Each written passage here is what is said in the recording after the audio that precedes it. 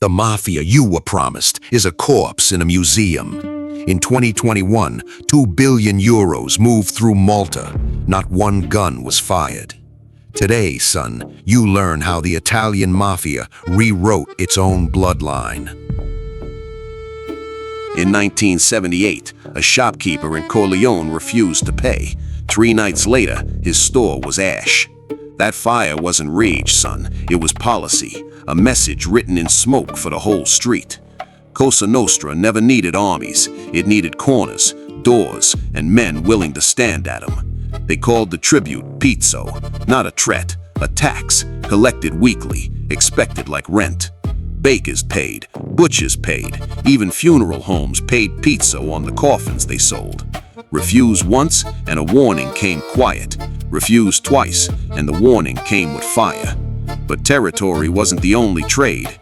Beneath every quiet street ran a second economy. Men lost fortunes in back rooms lit by a single bulb and watched by silent guards. Here's the twist, son. The family rarely gambled itself. It simply owned the table. Every bet placed was a percentage earned. Win or lose, house always collected first.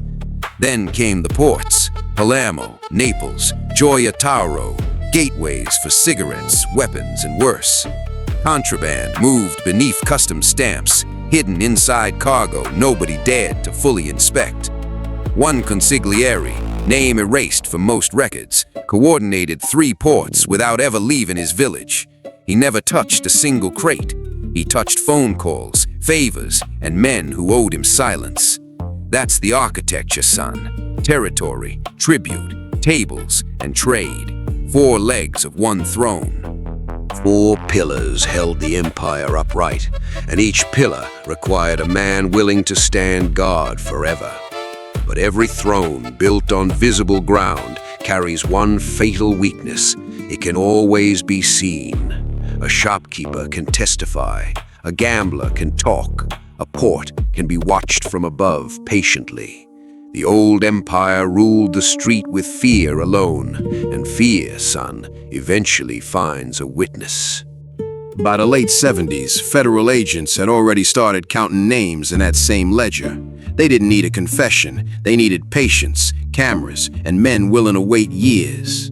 The empire that controlled every corner never once considered who was watching from further back.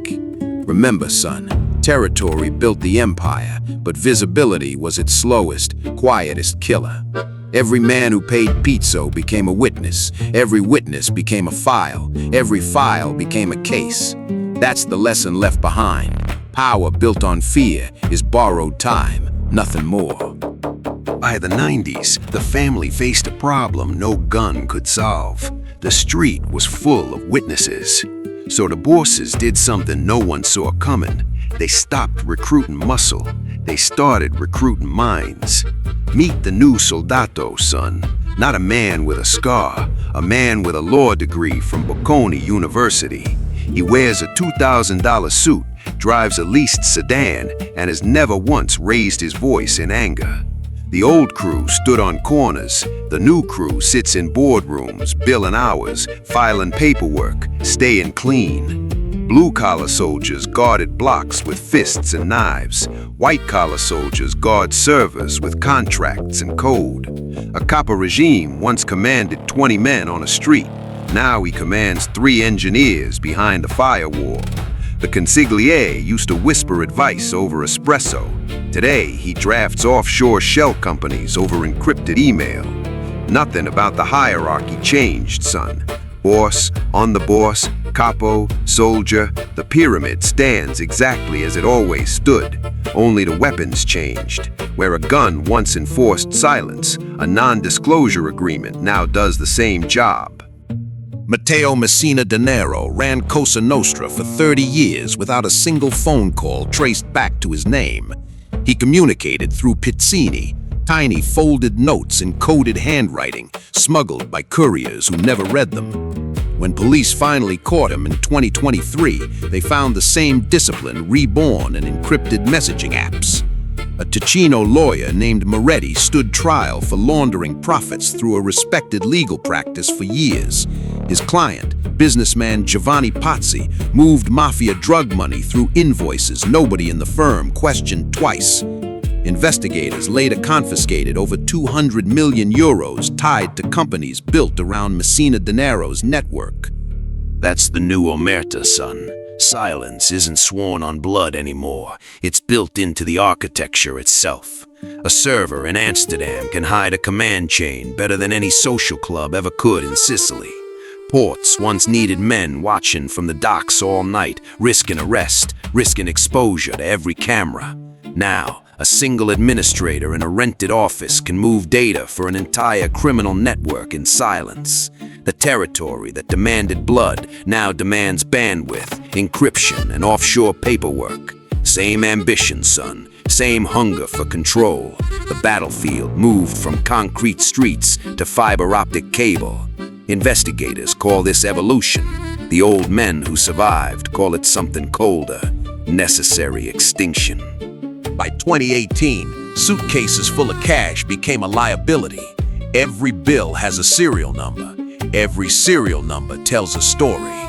So the family turned to Monero, a cryptocurrency built for one purpose, making money invisible to any investigator. Add a mixer, son, and the trail disappears entirely. Dirty euros go in, clean, untraceable coins come out. In 2021, Spanish and Italian police dismantled a mafia-linked ring that laundered 11 million euros through crypto experts. Europol called it a pyramid.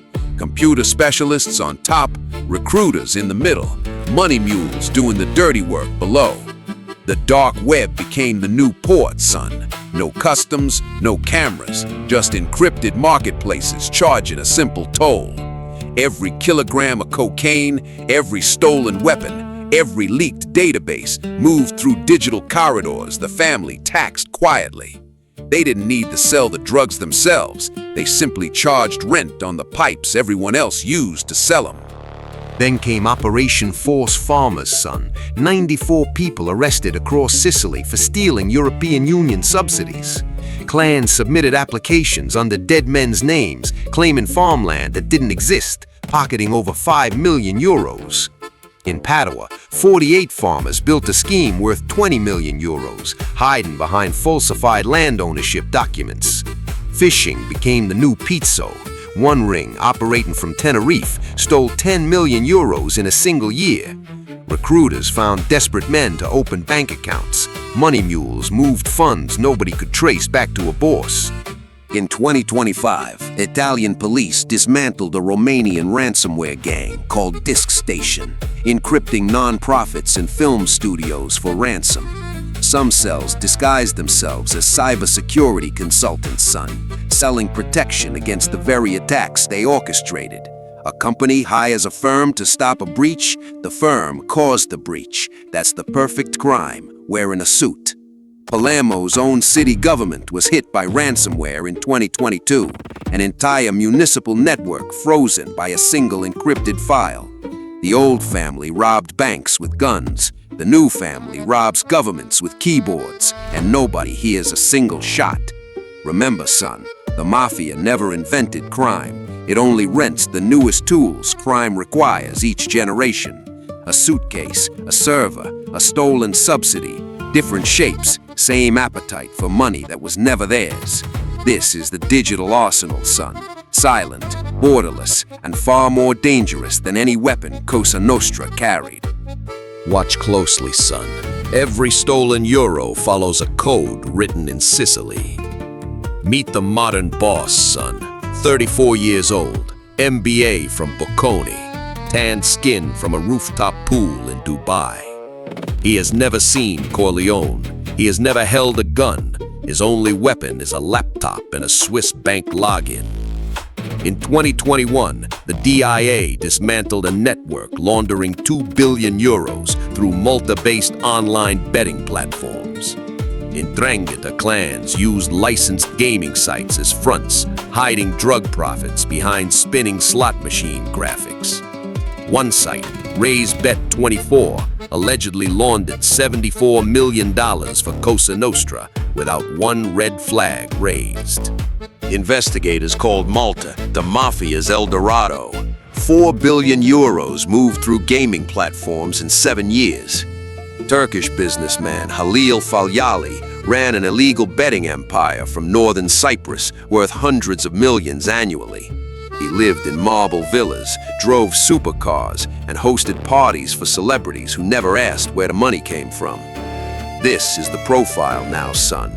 Not a scarred soldier, a polished executive nobody would ever suspect at a dinner party. They operate from penthouses in Dubai, from ski chalets in Switzerland, from beachfront towers on the Black Sea coast. No street corner, no social club, just a leased office, a VPN connection, and a smile for the building's doorman. And when the knock finally comes, son, silence doesn't rely on fear anymore. It relies on military-grade encryption. Apps like these erase entire conversations the instant a device is seized, leaving investigators with nothing but static. One boss, arrested in Milan last year, had his phone remotely wiped from a server in Panama within 90 seconds. As I've said before, son, this is the new Omertà, not a blood oath whispered in a church basement, a software destruct mechanism programmed into an app. The old family swore silence with a knife across the palm. The new family swears silence with a software license.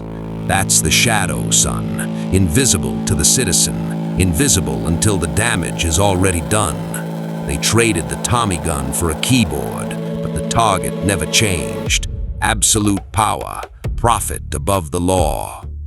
If this taught you anything, prove it. Subscribe and carve your oath into the comments below. Tell me, son, would you have seen the new boss coming or shaken his hand first? Like it, hype it, ring the bell. That's it for this Mafia glossary, son. Watch the full series by clicking the card on the screen. And now, I announce our channel's new series, Mobsters. Discover the story of the men who started it all. Stay tuned to the channel to see who our first pick was. Until next time, honor the code, son. Omertà.